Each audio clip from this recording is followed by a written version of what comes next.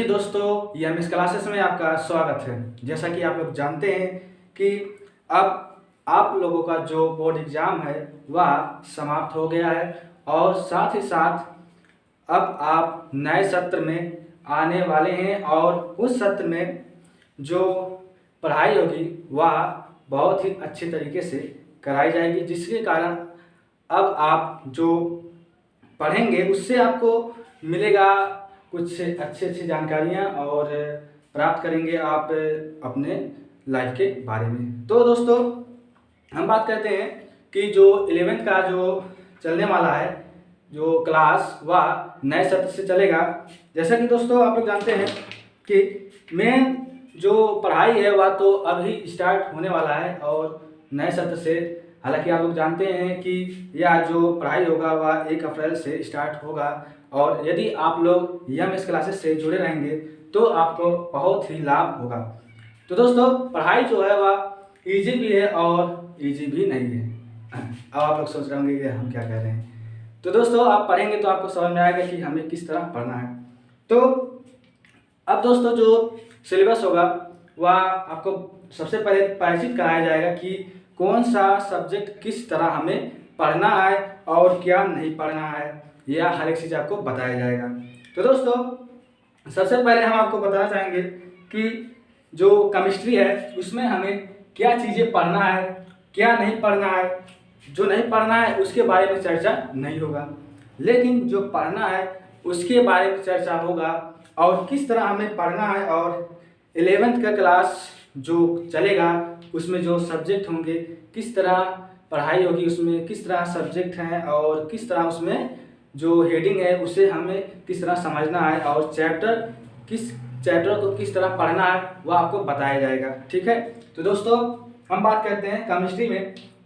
हालांकि दोस्तों, अभी तक आपने जो पढ़ा जो 10th क्लास में, वह जो सब्जेक्ट था वह बहुत ही छोटा था। ठीक, क्या था दोस्तों? बहुत ही छोटा जो सब्जेक्ट था वहाँ पर बहुत ही छोटा था। लेकिन अब जो आप पढ़ने जा रहे हैं या बहुत ही बड़े हैं, हाई लेवल तक इसमें पढ़ाई कराए जाएंगे। दोस्तों, आप जुड़े रहेंगे एमएस क्लासेस से तो आपको लगेगा कि हाँ, हम क्लास देख रहे हैं और हमें किस तरह पढ़ना है हमें अब समझ में आ रहा है। दोस्तों, आपको बहुत ही ईजी तरीके से पढ़ाए जाएंगे।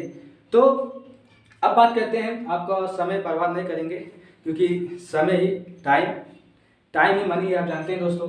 तो दोस्तों, बात करते हैं हम लोग केमिस्ट्री के बारे में। सबसे पहले जान लेते हैं कि हमें जो 11th का क्लास है उसमें केमिस्ट्री में हमें क्या चीज़ें पढ़ना है और केमिस्ट्री को कैसे हमें उसे कवर करना है। जो सब्जेक्ट हैं, जो उसमें हेडिंग है, जो उसमें क्या लेसन है, उसे हमें किस तरह कवर करना है वह हम समझेंगे।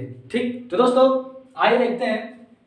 दोस्तों, जो यहाँ पर 11th का जो केमिस्ट्री है उसे 2 भागों में बांटा गया है। क्योंकि दोस्तों, यदि आप उसे एक ही भाग में उसे रखा जाए तो वह बहुत ही बड़ा हो जा रहा था, बहुत ही हाई हो जा रहा था। इसलिए दोस्तों उसे 2 भागों में डिवाइड किया गया है। जैसे कि आप लोग देख रहे हैं यहाँ पर, एक है क्या अकार्बनिक रसायन और एक है कार्बनिक रसायन। ठीक, तो इस 2 सेक्शन को आपको पढ़ना है।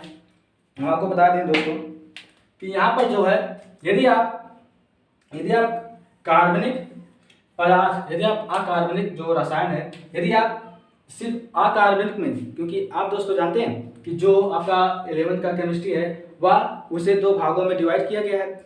और उसमें क्या है, यदि आप अकार्बनिक रसायन को पढ़ रहे हैं, ठीक, तो अकार्बनिक रसायन यदि समाप्त होगा तो उसमें आपका केमिस्ट्री का एक पार्ट समाप्त हो जाएगा। क्योंकि अकार्बनिक पदार्थ में, अकार्बनिक रसायन में जो यहाँ पर आपका ये जो लिखे गए हैं दोस्तों, यही है आपका पार्ट, यही आपका लेसन। यदि आप अकार्बनिक पदार्थ को, रसायन को पढ़ रहे हैं तो वहाँ पर आपका एक पार्ट समाप्त हो जाएगा अकार्बनिक पदार्थ में। ठीक, और दोस्तों दूसरे पार्ट में कार्बनिक रसायन है। यदि आप कार्बनिक रसायन को पढ़ रहे हैं तो उसमें आपका दूसरा पार्ट मिलेगा और आपका दूसरा पार्ट में ही समाप्त हो जाएगा कार्बनिक पदार्थ के जो रासायनिक के अंतर्गत आएंगे। ठीक, तो दोस्तों यहाँ पर देखिए, यहाँ पर आप देखेंगे कि जो यहाँ पर हमें समझना है कि अकार्बनिक रसायन, इसमें क्या चीज़ें पढ़ना है या आप समझ लीजिए। सबसे पहले आप जानते हैं दोस्तों केमिस्ट्री को बनाए कैसे गए और आखिर इसमें होता क्या है, इसमें पढ़ना क्या होता है, ये तो आप जान ही जाएंगे 11th में कि हमें इसमें आखिर नॉलेज क्या मिलता है, आखिर इससे इससे क्यों पढ़ा जाता है, ये आप जान जाएंगे। आप बहुत ही जल्द समझ जाएंगे कि हमें केमिस्ट्री में कैसे क्या चीज़ करना है। तो दोस्तों केमिस्ट्री में होता क्या है दोस्तों कि यहाँ पर आप देख रहे हैं कि यहाँ पर 2 भागों में डिवाइड है, अकार्बनिक रसायन और कार्बनिक रसायन। तो जो कार्बनिक रसायन होता है दोस्तों, आप जानते हैं कि कार्बनिक अकार्बनिक के अंतर्गत ये सब दोस्तों बहुत ही ईजी है, बस आप लगे रहेंगे तो आपको ऐसा समझ में आएगा कि आप सोच नहीं सकेंगे कि हम इतने आसानी से इसे हम समझ ले रहे हैं। ठीक है दोस्तों, तो दोस्तों यहाँ पर आप समझ रहे हैं यहाँ पर कि जो कार्बनिक रसायन है इसके अंतर्गत आते हैं रसायन की कुछ मूल अवधारणाएं। ठीक, अवधारणा इसमें दोस्तों क्या है, ये आपका पहला लेसन। ठीक है, पहले लेसन का जो नाम है वह है रसायन की कुछ मूल अवधारणाएं। यह दोस्तों यदि आप पढ़ ले रहे हैं, ठीक है, या यदि आप पढ़ ले रहे हैं तो यहाँ से आपका एक चैप्टर समाप्त हो जाएगा। हालांकि दोस्तों आपको एक बात और हम बता दें कि जो केमिस्ट्री है उसमें जो है चैप्टर वह 13 चैप्टर है। ठीक, और 13 चैप्टर में आपको 13 चैप्टर को 2 भागों में डिवाइड किया गया है, जिसमें से पहला है अकार्बनिक और दूसरा है कार्बनिक। और आप यदि अकार्बनिक की बात करें तो उसमें सबसे पहले आपको पढ़ना है क्या, रसायन की कुछ मूल अवधारणाएं। या मोस्ट इंपॉर्टेंट है दोस्तों, यह जो अध्याय है आपके लिए बहुत वेरी इंपॉर्टेंट है, क्योंकि दोस्तों ये एग्जाम, हालांकि यहाँ पर जो 11th वहाँ तो प्रश्न उठता है ये, लेकिन ये जो नेक्स्ट ईयर है और आप कॉम्पिटेटिव में यदि एग्जाम देंगे तो वहाँ पर भी आपको ये यहाँ से प्रश्न देखने को मिलेंगे, क्योंकि ये मोस्ट इम्पॉर्टेंट चैप्टर भी हैं और बहुत इजी भी है दोस्तों। यदि आप पढ़ेंगे तो आपको लगेगा कि हाँ इसमें कुछ है। ठीक, उसके बाद दोस्तों यदि आप ये पढ़ ले रहे हैं तो इसमें आपका एक चैप्टर समाप्त हो जाएगा। ठीक, उसके बाद दोस्तों आता है दूसरा जो है वह क्या है, परमाणु की संरचना। समझ रहे हैं, परमाणु की संरचना। इसमें दोस्तों आपको पढ़ना क्या होता है केमिस्ट्री में कि जो बहुत ही छोटे पदार्थ होते हैं, अर्थात परमाणुओं के बारे में हमें पढ़ना होता है, अर्थात कि परमाणु में क्या है, कि उसकी संरचना किस प्रकार है और उसमें वह कहाँ पर है, आखिर उसका गुण क्या है, आखिर वह क्या हमें बताना चाहता है, उससे हमें क्या प्राप्त होता है और उससे लाभ क्या होता है। तो यही दोस्तों हमें मिलता है केमिस्ट्री में। ठीक, परमाणु के ही बारे में हमें केमिस्ट्री को पढ़ना है बहुत अच्छे तरीके से। ठीक, तो दोस्तों इसीलिए इसका नाम दिया गया है परमाणु की संरचना। समझ लें, नाम से ही फर्क है। यदि अब आप समझ गए होंगे कि इसमें परमाणु की जो चैप्टर है या चैप्टर दूसरा चैप्टर का जो नाम है वह नाम है परमाणु की संरचना। इस चैप्टर में आपको सिर्फ मिलेगा परमाणु की संरचना, किस प्रकार परमाणु प्राप्त होते हैं, किस प्रकार ये उनकी स्ट्रक्चर किस प्रकार होता है, तो वह आपको मिलेगा परमाणु की संरचना में। ठीक, तो ये दोस्तों 2 चैप्टर इस प्रकार आपको समाप्त हो जाएंगे और बहुत इजी भी है। यदि आप इन्हें पढ़ेंगे तो आपको बहुत ही इसमें आनंद फील होगा। उसके बाद दोस्तों आता है क्या, तत्वों का आवर्ती वर्गीकरण। हालांकि यहाँ पर जो नाम है, पाठ का नाम है तीसरा, वह तत्वों का वर्गीकरण, अर्थात तत्वों को किस प्रकार हमें बांटा गया है उसको हमको वह चीज़ आपको इसमें मिलेगा। यह पाठ का नाम तत्वों का आवर्ती वर्गीकरण है। हालांकि आप इसके बारे में बहुत अच्छे तरीके से पढ़ेंगे। तो यहाँ पर आपको सिर्फ परिचित कराया जा रहा है कि कौन सा चैप्टर किस तरह हमें पढ़ना है। ठीक है, तो दोस्तों इस प्रकार आप देख रहे हैं कि आपने पढ़ा था जो इससे पहले आप पढ़ चुके हैं 10th क्लास में, उसमें आपने देखा था क्या तत्वों के बारे में, उसमें भी था, वहाँ पर आप पढ़ चुके थे तत्वों का वर्गीकरण, किस प्रकार तत्वों को, हालांकि उसमें बस सिर्फ उसमें क्या इंट्रोडक्शन दिया गया था कि किस प्रकार हम इसे तत्वों को बांट सकते हैं। अब आप पढ़ेंगे इसमें कि बहुत से वैज्ञानिक थे, इनको तत्वों को किस प्रकार हमें रखना है। पीरियोडिक टेबल आप पढ़ चुके हैं, हालांकि अब जो पढ़ेंगे 11th क्लास में वहाँ पर आपको विस्तार पूर्वक मिलेगा। ठीक है, तो उसमें आपको क्या पढ़ना है, तत्वों का वर्गीकरण, हम किस प्रकार तत्वों को बांटते हैं, किस आधार पर हमें कहाँ पर रखना है। इस प्रकार आपका तीसरा चैप्टर भी समाप्त हो जाएगा। सिर्फ तीसरे चैप्टर में आपको क्या तत्वों के बारे में पढ़ना होगा। ठीक, उसमें किस प्रकार हमें उसका वर्गीकरण करना है। उसके बाद दोस्तों आता है चौथे चैप्टर में रासायनिक आबंधन। आप पढ़ चुके हैं रासायनिक आबंधन, याद है कि नहीं याद है भाई, भूल जाते हैं सभी लोग। आबंधन, बंध बनाने वाला, जी बंध बनाने वाला। अब दोस्तों आप पढ़ेंगे जो चौथा चैप्टर होगा उसमें आप पढ़ेंगे कि किस प्रकार इलेक्ट्रॉन जो बंध बनाते हैं, किस प्रकार बंध बनता है और उनका स्ट्रक्चर भी समझेंगे आप इसमें बस जो दोस्तों एक बात समझ लीजिए आप कि यहाँ पर जो भी चैप्टर है उस चैप्टर में आपको यहाँ पर चैप्टर से ही पता चल जाए, जो चैप्टर में जो चैप्टर का जो नाम है बस उसी नाम के आधार पर ही उसमें आपको समझना है। यदि यहाँ पर बताया गया है जैसे कि आप समझ सकते हैं कि आबंधन है, अब यहाँ पर बस आपको बंध के बारे में ही समझना होगा। इस चैप्टर में सिर्फ बंध के बारे में ही समझना होगा। जैसा कि इससे पहले आपने समझा कि तत्वों का वर्गीकरण, अब इसमें क्या, इसमें आपको सिर्फ समझना क्या है, इसमें आपको समझना है कि हमें तत्वों को किस प्रकार हम इसे बांट सकते हैं और किस किस वैज्ञानिकों ने ये बांटा है आप समझेंगे। ठीक है, तो इस चैप्टर में आपको जो चैप्टर का नाम लिया गया है बस उस चैप्टर में उसी के बारे में ही पढ़ना है, क्योंकि जब चैप्टर के बारे में आप समझ जाएंगे तो आप समझ सकते हैं कि किस प्रकार हमें इसमें क्या करना है, वरना बहुत लोग इसी में कंफ्यूज हो जाते हैं। ठीक है दोस्तों, हालांकि बहुत ईजी, इसमें कुछ है नहीं, यदि आप पढ़ेंगे तो बहुत ही इसमें आनंद फील होगा। ठीक, अब देख सकते हैं दोस्तों इसमें आपको क्या सिर्फ बंध के बारे में ही पढ़ना है, क्योंकि बंध किस प्रकार बनते हैं, इलेक्ट्रॉन किस प्रकार बंध बनाते हैं ये आपको समझना है। उसके बाद दोस्तों आते हैं, इस प्रकार आपका यह चैप्टर भी समाप्त हो जाएगा। बंध आपने पढ़ लिया किस प्रकार बंध बना है और किस प्रकार इलेक्ट्रॉन जुड़े हैं और किस प्रकार यहाँ पर बंध बनते हैं, ये आप समझेंगे, बहुत ईजी है। ठीक है, इसके बाद आता है दोस्तों पांचवा चैप्टर जो है उसमें आता है द्रव की अवस्थाएं। ठीक, द्रव की अवस्थाएं, द्रव, ठीक है, द्रव एक दोस्तों होता है द्रव, एक होता है द्रव, बहुत लोग कंफ्यूज हो जाते हैं। ठीक है, तो यहाँ पर क्या एक होता है द्रव, ठीक, या देख सकते हैं इस प्रकार दोस्तों द्रव, और एक क्या होता है दोस्तों, एक होता है द्रव। यहाँ पर दोस्तों बहुत लोग कंफ्यूज हो जाते हैं, क्योंकि चैप्टर में ही आप यदि यहीं पर कंफ्यूज कर देंगे तो आप चैप्टर में समझ ही नहीं पाएंगे, क्योंकि जो उसका चैप्टर का नाम दिया गया है तो समझ लीजिए कि उसी के ही बारे में हमें समझना है। तो जैसे यहाँ पर दोस्तों यदि आप यही नहीं समझ पाएंगे कि द्रव क्या है, द्रव क्या है, तो कंफ्यूजन है।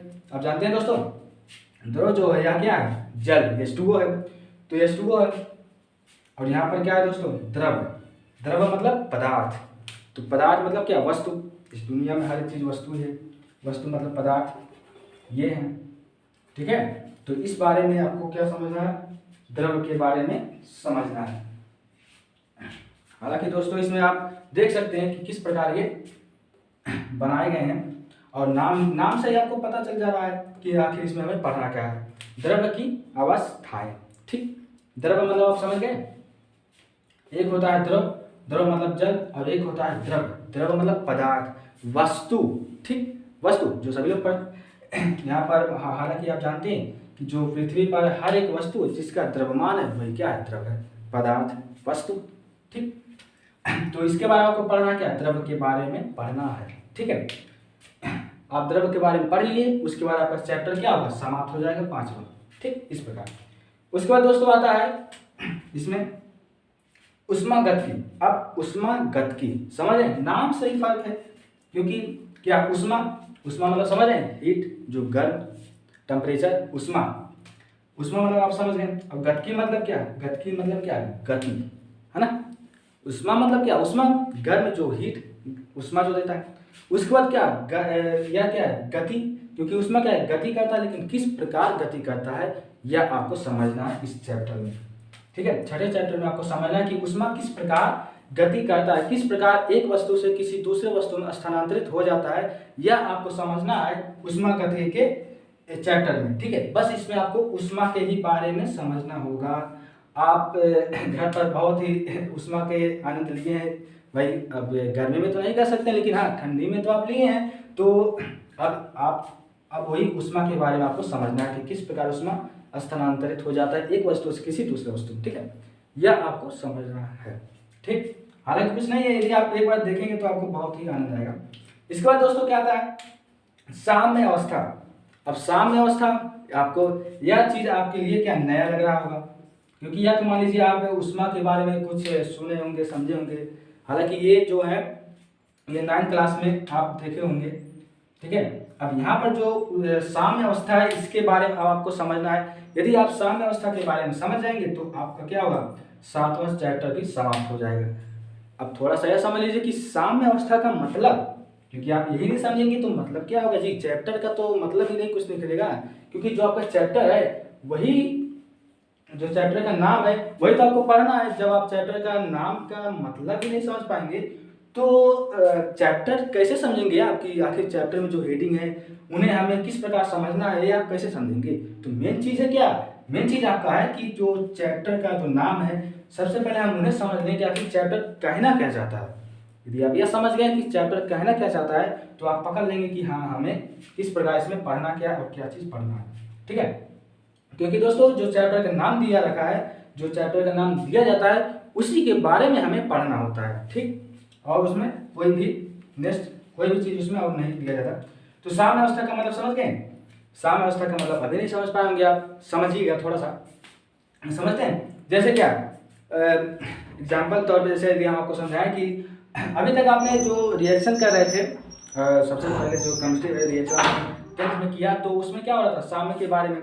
यदि वह क्या हो, दायां और बायां पक्ष, यदि आप जैसे क्या करें कि आपके, यदि हम बात करें जो घरों में होते हैं, जैसे आप क्या, यदि आप एक तराजू ले रहे हैं, ठीक है, अब उसमें क्या हो रहा है, उसमें क्या हो रहा है, यदि आप तराजू को तौल रहे हैं, ठीक, अब तौलने के बाद क्या हो रहा है कि यदि आप यहाँ पर 5 किलो जैसे आपने गेहूँ रखा, ठीक, उसके बाद यहाँ पर 5 किलो क्या आपने बाजरा भी रखा आपके लिए, ठीक है, तो 5 किलो यहाँ भी 5 किलो यहाँ भी, तो ये क्या होंगे दोस्तों, ये क्या हो जाएंगे समान, अर्थात इसमें 5 किलो यहाँ भी 5 किलो यहाँ भी, तो ये क्या होंगे आपस में क्या होंगे समान हो जाएंगे। ठीक, तो जब यही समान हो जाएंगे यही क्या होगा साम्य अवस्था। ठीक, यदि जैसे ही आप 5 से 10 करेंगे तो समझ गए ना, डिसबैलेंस हो जाएगा, बैलेंस ही साम्य अवस्था है।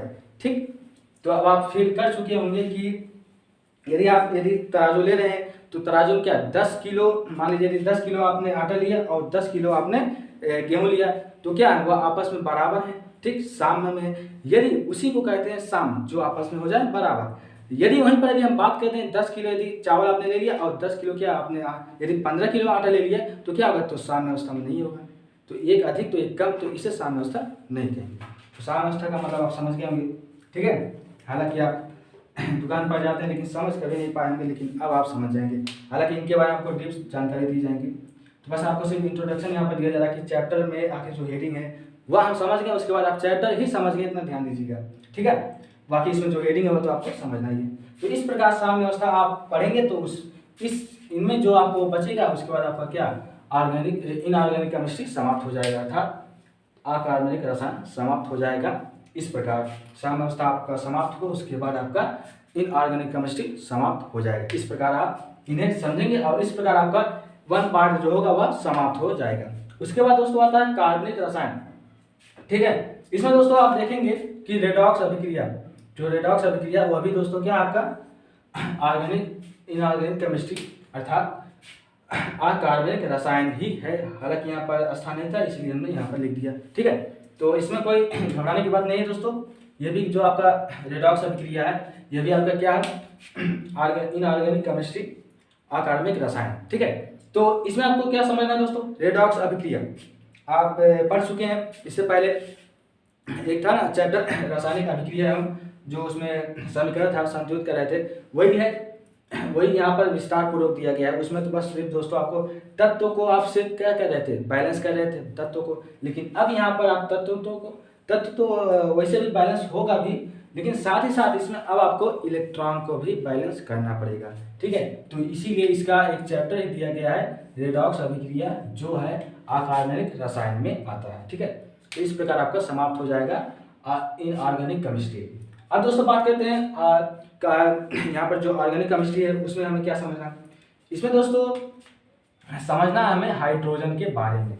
ठीक है, हाइड्रोजन के बारे में आप देखेंगे कि जो आवर्त सारणी है उसमें सबसे पहले हाइड्रोजन को ही रखा गया है। आखिर क्यों रखा गया है उसको, लेकिन आप जानते हैं दोस्तों, यदि आपको अभी नहीं पता होगा कि हाइड्रोजन आप देखेंगे कि एस ब्लॉक में भी है और टी ब्लॉक में भी है, उसका स्थान अभी भी निश्चित नहीं है, और हालांकि उसकी डिस्कवरी अभी हो रही है कि उसका निश्चित कैसे किया जाए, तो ये आप समझेंगे। हालांकि आपको इस हाइड्रोजन के बारे में समझना है, इसका एक चैप्टर ही है हाइड्रोजन, और आप हाइड्रोजन के बारे में विस्तार पूर्वक समझेंगे कि किस प्रकार ये ऑक्सीजन से रिएक्शन करते हैं और वहाँ से ये जल बनाते हैं। और भी हाइड्रोजन जो है और भी क्रिया करते हैं, और भी तत्व एलिमेंट्स किस प्रकार जुड़ते हैं हाइड्रोजन के साथ, ये आप समझेंगे हाइड्रोजन के चैप्टर में, क्योंकि नाम ही है हाइड्रोजन और आपको सिर्फ और सिर्फ इसमें हाइड्रोजन की विशेषता ही समझना है। ठीक है, तो इस प्रकार आपका हाइड्रोजन का चैप्टर भी समाप्त हो जाएगा जब आप हाइड्रोजन के बारे में जान जाएंगे। उसके बाद दोस्तों आता है यस ब्लॉक। अब दोस्तों आप पढ़ चुके होंगे कि अभी आप पढ़ कर आ रहे हैं तो उसमें कुछ कहा नहीं जा सकता। आपने पढ़ा पीरियोडिक टेबल में 10th क्लास में आपने पढ़ा है कि yes block, P block, D block, है ना। तो आपने बस ब्लॉक से चर्चित हुए, लेकिन अभी उससे सही से आप उसके बारे में नहीं समझ पाए हैं। इसलिए दोस्तों यहाँ पर अब आपको सिर्फ और सिर्फ यस ब्लॉक एक चैप्टर ही दिया गया है, जिसमें आपको यस ब्लॉक के अंतर्गत जो एलिमेंट्स आ रहे हैं उन्हें हमें उनका अध्ययन किस प्रकार करना है वह आपको यस ब्लॉक में समझना है। ठीक है, तो यस ब्लॉक में आप यदि जो यस ब्लॉक में जो एलिमेंट्स आ रहे हैं तो वह एलिमेंट्स आप यस ब्लॉक में समझ जाएंगे, इसीलिए इसका एक चैप्टर ही दिया गया है। ठीक है, तो यस ब्लॉक समझे तो हालांकि आपको जब पढ़ाया जाएगा तो आप आसानी से समझ जाएंगे। उसके बाद दोस्तों आता है पी ब्लॉक। पी ब्लॉक दोस्तों इसमें क्या है, जिस प्रकार आपने यस ब्लॉक में जो तत्व थे अध्ययन करना है, ठीक उसी प्रकार पी ब्लॉक के अंतर्गत जो भी तत्व आ रहे हैं, जो भी क्रिया हो रही है इसमें, वह आपको समझना है पी ब्लॉक में। क्योंकि दोस्तों जो केमिस्ट्री है उसमें आपको तत्व के ही बारे में समझना है। यदि आप पीरियोडिक टेबल समझ गए तो समझ लीजिए आपको केमिस्ट्री आ गई। लेकिन हालांकि पूरे तरीके से तो नहीं, लेकिन हाँ आपको आधा से ज़्यादा तो केमिस्ट्री आ जाएगी अधिकतम, क्योंकि जो केमिस्ट्री हुआ तत्व से ही निर्धारित है। उसके बाद दोस्तों पी ब्लॉक में आप समझ गए, बस सिर्फ पी ब्लॉक के अंतर्गत जो भी तत्व आएंगे उनके बारे में अध्ययन करना है। ठीक, उसके बाद दोस्तों अब आपका स्टार्ट होता है क्या, कार्बनिक रसायन। यहाँ से स्टार्ट हो जाएगा आपका कार्बनिक रसायन। और कार्बनिक रसायन के अंतर्गत आपको क्या पढ़ना है, हाइड्रोकार्बन। आपने पढ़ा कि जो 10th क्लास में था उसमें कुछ दिया नहीं गया था, बस इसका सिर्फ एक हेडिंग दिया गया था कि हाइड्रोकार्बन क्या है, इसका एक डिफिनीशन दिया गया था बस। लेकिन जब आप 11th क्लास में आते हैं तो वहाँ पर आपको इसका एक चैप्टर ही मिलेगा हाइड्रोकार्बन के बारे में। आखिर हाइड्रोकार्बन के बारे में ऐसा क्या चीज़ है जो इस इतना इम्पोर्टेंट ही है या कि इसका एक चैप्टर ही बना दिया गया है। तो आप समझेंगे कि किस प्रकार हाइड्रोकार्बन है। और यह जो चैप्टर होगा यह आपके लिए IMP इस पे लगा दिया जा रहा है अभी से, क्योंकि बेस्ट इंपॉर्टेंट है, क्योंकि ये कंपटीशन में भी यहाँ से प्रश्न उठते हैं। हालांकि जो 11th के वहाँ से तो उठेगा ही, लेकिन यह कंपटीशन के लिए यह चैप्टर जो होगा आपके लिए बेहद इंपॉर्टेंट होगा। ठीक है, या तो आप समझ जाएंगे कि हाइड्रोकार्बन क्या है, चैप्टर चला जाएगा वहाँ से, क्योंकि नाम से ही फर्क है, हाइड्रो और हाइड्रोजन और कार्बन से मिलकर बनते हैं। ठीक है, उसके बाद दोस्तों आता है क्या, एरोमेटिक। एरोमेटिक आपके लिए जो शब्द है बहुत ही नया लग रहा होगा। हाँ, एरोमेटिक क्या चीज़ है भाई, आखिर इसमें क्या चीज़ें हैं आपको, हालांकि इसमें कुछ है भी नहीं, आप देखेंगे तो उसके बाद आपको लगेगा कि नाम ही बस ऐसा है, लेकिन आप जब पढ़ेंगे ना तो आपको लगेगा कि बहुत आसान है, बहुत आसान है। सही, इसमें बहुत ही ज़्यादा कुछ है नहीं, लेकिन यदि आप पढ़ेंगे तो बहुत ही इसमें आनंद आता है एरोमेटिक। ठीक है, इसमें क्या होता है पता है, आप घर पर जब कोई भी वस्तु जलाते हैं तो वहाँ से क्या निकलता है, धुआं निकलता है, आप जानते हैं। लेकिन धुआं क्या है, यदि अधिकतम देखते हैं काला है या सफ़ेद है तो वह निर्भर करता है किस पर, एरोमेटिक पर। ठीक है, एरोमेटिक पर ही निर्भर करता है कि वह धुआं जो है आपका काला है या सफ़ेद है, तो वह रंग जो होता है वह एरोमेटिक पर ही निर्भर करता है। ये आप समझेंगे, अच्छे तरीके से समझेंगे किस प्रकार ऐसा होता है। ठीक है, एरोमेटिक शब्द, ठीक, ये भी बहुत ही इंपॉर्टेंट चैप्टर है, इसका एक चैप्टर ही है। उसके बाद दोस्तों आता है क्या, पर्यावरण रसायन। इसमें क्या, पर्यावरण में बहुत आसान है, हालांकि आप या तो हर स्थान पर आपको मिलता है, आप पढ़ते हैं और पढ़ते चले आ रहे हैं और मिलेगा भी, आपके आगे भी मिलेगा। तो पर्यावरण रसायन इसमें क्या दोस्तों, बहुत ही ईजी है, इसमें कुछ है भी नहीं। जो पर्यावरण में पाए जाते हैं जो एलिमेंट्स तत्व, उन सब के बारे में आपको इसमें मिलेगा। और हालांकि यहाँ से जो प्रश्न उठते हैं बहुत ही कम उठते हैं, लेकिन जो भी उठते हैं दोस्तों आपको पढ़ाया जाएगा बहुत ही अच्छे तरीके से। ठीक है, तो दोस्तों इस प्रकार आपका जो ऑर्गेनिक केमिस्ट्री वो अभी समाप्त हो जाएगा, और साथ ही साथ इस प्रकार आपका केमिस्ट्री भी समाप्त हो जाएगा। तो बस दोस्तों इतना ही आपको पढ़ना है केमिस्ट्री के बारे में, यही केमिस्ट्री की समरी है, और यही आपको समझना है कि केमिस्ट्री में हमें क्या चीज़ समझना है। देखें दोस्तों, दिखने में लग रहा है अभी तक आपने जो 10th में पढ़ा तो उसमें आपको उससे और इससे यदि आप कंपेयर करेंगे तो आपको लगेगा कि हाँ इसमें कुछ अधिक है, उसमें बहुत कुछ है, उसमें कुछ ही नहीं। यदि आपको सिर्फ ना एक ही चैप्टर उठा लिया जाए तो आपका लग रहा है कि उसी में समाप्त हो जाएगा हर चीज़। ठीक है, तो दोस्तों अब आप समझ गए होंगे कि हमें किस प्रकार पढ़ना और कितना बड़ा है आपका 11th का क्लास। ठीक, तो आई होप दोस्तों आपको समझ में आ गया होगा कि हमें किस प्रकार जो 11th में जो सब्जेक्ट चलेंगे हमें किस प्रकार उसे कवर करना है। और हालांकि बीच में जो आपको फिर बताए भी जाएंगे कि किस प्रकार इन्हें हमें कवर करना। और इसमें यदि दोस्तों कोई भी इसमें त्रुटि भी मिलेंगे तो आप उन्हें बताइएगा, तो उसे सुधारा भी जाएगा और अच्छे तरीके से आपको बताया जाएगा। बहुत ही बेसिक से दोस्तों चलेंगे अब क्लास, और यदि आप लगे रहेंगे एमएस क्लासेस से तो आपको मिलेगा जानकारी अच्छी। ठीक है, तो दोस्तों इसी के साथ अब हम मिलेंगे नेक्स्ट वीडियो और नए कंटेंट के साथ। तब तक के लिए बने रहिए एमएस क्लासेस से। जय हिंद।